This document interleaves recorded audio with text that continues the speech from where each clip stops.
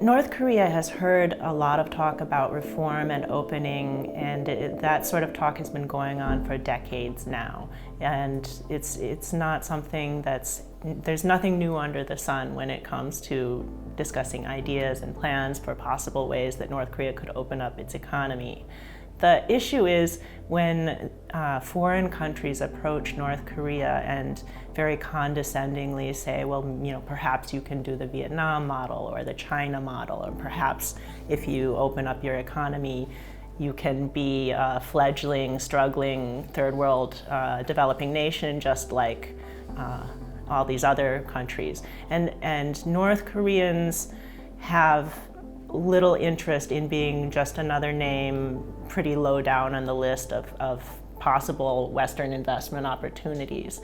They have long thought of their system as a guiding light for the rest of the developing world.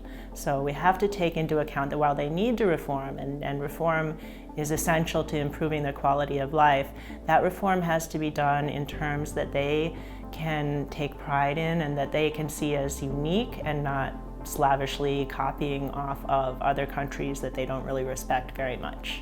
One of the fundamental misunderstandings about North Korea is they want to adopt a Chinese or Vietnamese style reform, but North Korea will always do things their own way. They will not adopt a Chinese or Vietnamese style reform wholesale. They'll pick bits and pieces, I believe, but they'll do things their own style. They have a saying that they have socialism of our style, of our own style, and I think that in the future what we're going to see is less allusions to the fact that they're socialists and really actually openly adopt market reforms. We'll see in that propaganda. Sort of cementing his power, we were starting to see a bunch of the new construction was really being built in a way that you could see as being for the people, right? These new restaurants, these new very sort of friendly constructions, big apartment buildings for science and scientists and future scientists.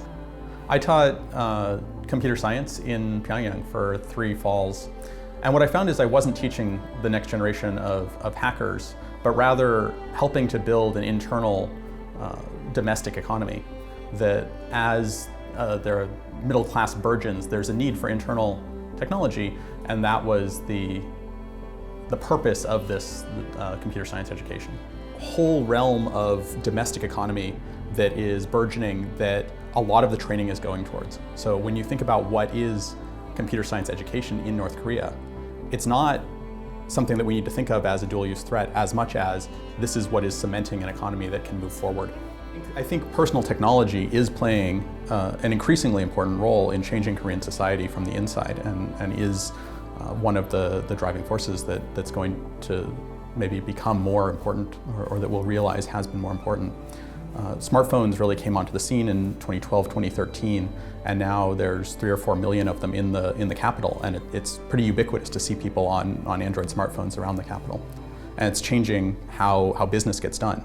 Instead of having to call someone at the front office and follow procedures, you call up your old college buddy who works in that office and can do things in a little bit more smooth manner, and it actually has apparently increased government efficiency and efficiency within the country a huge amount. But that said, it's a dangerous technology potentially, right? You can now have this personal space that you've never had before to have dissidence, to have other thoughts. And the government has been really careful in making sure, as they release these new waves of technology, that they are keeping it controlled and keeping it safe for themselves, and not introducing instability. The forms that's taken are somewhat diverse, both locking down what sorts of images and communication you can send over the network, and then also on a phone itself, it's locked down so that new applications and new content can't get loaded onto it. So when Trump met Kim Jongun in Singapore and showed a video of the possible economic future for North Korea, full of high-rise buildings, a very powerful technological system, first off, I think Kim Jongun was blown away by just the unapplicability of putting that system into North Korea wholesale. What has come across me is that Kim Jongun is a very pragmatic leader, and I think he understands the rough economic nature of his country. So putting in a bustling metropolitan subway system in Pyongyang just isn't doable. So perhaps he thought that, oh wow, President Trump doesn't understand our country. That's the take that I have, is that I think there's a really steep cultural divide between the two. And if you read North Korean state-run media still, such as Rodong Sinmun, they talk about capitalist pollution and bourgeois thought. So even though North Korea has kind of been slowly getting away from communism, they still have a Marxist tradition, and I believe that they will be always a bit hesitant of wholesale adopting capitalistic materialism.